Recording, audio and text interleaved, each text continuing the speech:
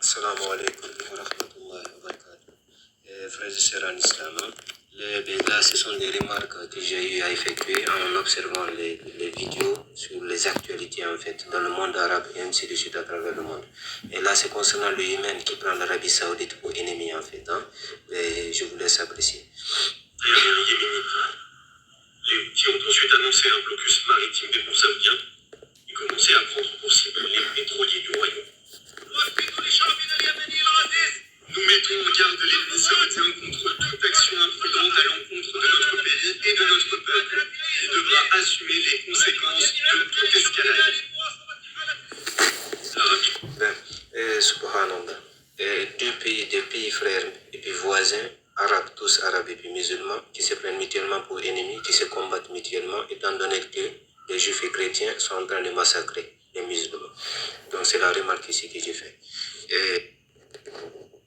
Ces images diffusées par les rebelles Houthis, des missiles et des drones lancés en direction du port de Moka. Le groupe revendique avoir pris pour cible des troupes saoudiennes et des dépôts d'armes du gouvernement yéménite soutenus par Riyad.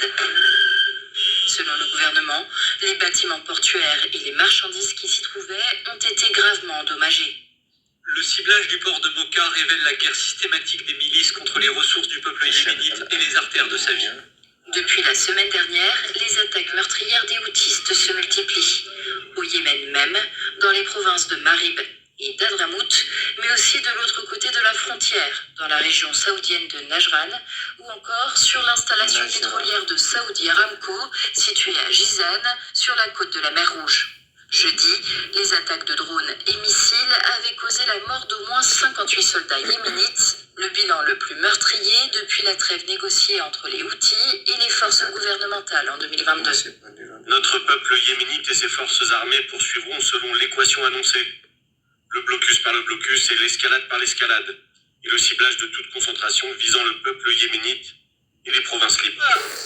Les attaques réciproques entre les Houthis, groupes iraniens, et l'Arabie Saoudite, l'allié de Washington, ont repris le mois dernier avec l'escalade du conflit entre l'Iran et les États-Unis.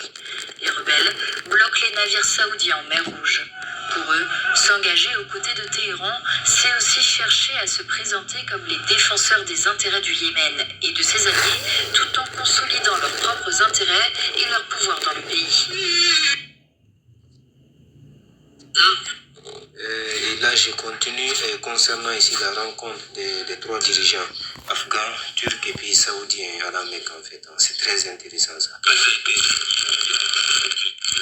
Réunis à la Mecque, les représentants de la Turquie, du Pakistan et de l'Arabie Saoudite ont signé un accord de défense. Recep Tayyip Erdogan, le Premier ministre pakistanais Shehbaz Sharif et le prince héritier saoudien Mohammed Ben Salman ont signé le texte à la Mecque, événement susceptible de faire naître un nouveau bloc diplomatique et stratégique, alors que la guerre entre les États-Unis et l'Iran rebat les équilibres régionaux.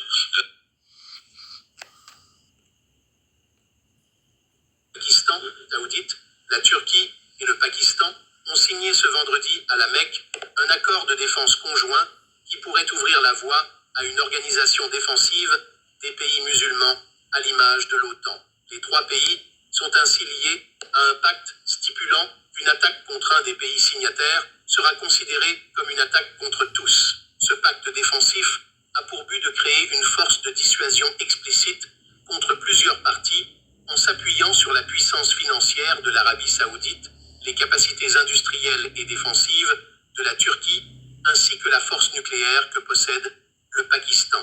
Cette alliance sunnite est avant tout un revers pour les États-Unis de Donald Trump, qui n'ont pas su protéger la monarchie saoudienne de la riposte iranienne, alors que l'Arabie Saoudite craint de plus en plus l'Iran et ses alliés dans la région. Cet accord inquiète en Israël. Le pays devait faire face à un axe sunnite dans la région. Erdogan a déjà annoncé que ce pacte est ouvert à d'autres pays musulmans. Un bouleversement majeur dans la géopolitique.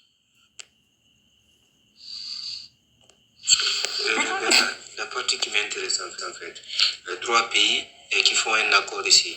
Et stupidant quoi. Lorsque l'un est attaqué, les autres viennent aider en fait. Mais moi, c'est pas en fait ça qui est inquiétant chez moi. C'est quelque chose qui est connu, qui est courant. Mais c'est en fait concernant les divisions maintenant au sein maintenant de cette communauté musulmane et puis surtout de ce monde arabe-là. Pourquoi je parle de cette division? Je vais prendre le temps de trouver une carte là pour montrer en fait quelques détails dessus. Hein. Et bien là, voici une image. Hein. Là, nous avons la Turquie qui est un peu du côté nord, l'Arabie Saoudite de ce côté sud de la Turquie. Et puis là, on voit l'Afghanistan qui est du côté est de l'Arabie Saoudite. Après ici, le Golfe Persique. Donc imagine 3 pays qui n'ont aucune frontière terrestre, aucune frontière maritime, qui font un accord ici et pour se défendre mutuellement. Hein. Maintenant, ce qui m'intéresse, sur lequel j'aimerais attirer votre attention, maintenant les pays qui sont voisins de l'Arabie Saoudite, Yémen, Arabie Saoudite, en fait c'est la guerre, ils ne se comprennent pas, il n'y a pas d'entente. Hein. Tu prends ici des pays comme Afghanistan, Pakistan, qui sont tous des pays musulmans, pas d'entente aussi. Hein. Tu prends la Syrie qui est instable, l'Iran aussi, il y a la guerre avec les États-Unis en fait. Subhanallah, le Liban et la guerre aussi, subhanallah, agressé ici par les États-Unis et Israël à la fois. La Jordanie annexée, subhanallah, ça montre ici quoi? Ça montre une division dans la communauté musulmane. Donc, pour ne pas être long, je me limite là. Et enfin, pour clôturer, notre union signe notre force en fait. Allah n'aide pas un peuple sans que ce peuple-là ne change pas ce qui est en eux-mêmes. Si nous changeons ce qui est en nous-mêmes, Allah subhanahu wa ta'ala nous assiste comme il l'a fait avec le prophète alayhi salatu wassalam, ainsi que ses compagnons, comme il a toujours fait par le passé. Mais notre division signe ici quoi? La force des ennemis de l'islam contre nous. Et c'est exactement ce qu'ils nous font vivre au quotidien. Ils cherchent à nous diviser pour rien. Cherchant par exemple à acheter une partie de la communauté pour faire quoi? Pour pouvoir avoir l'opportunité de huis clos avec une autre partie de la communauté. Comme exactement ce qui s'est passé dans la bande de Gaza. Comme exactement ce qui est en train de se passer avec quoi? Avec le Liban, avec l'Iran aussi. Certains pensent qu'eux, ils sont à l'abri en croyant qu'ils sont intelligents, malins. Non, non, non. Tant que les musulmans vont vendre leurs frères musulmans, Allah va toujours donner de la force aux ennemis de l'islam sur nous. La solution, c'est de revenir toujours vers Allah et vers les enseignements du prophète alayhi salatu wassalam.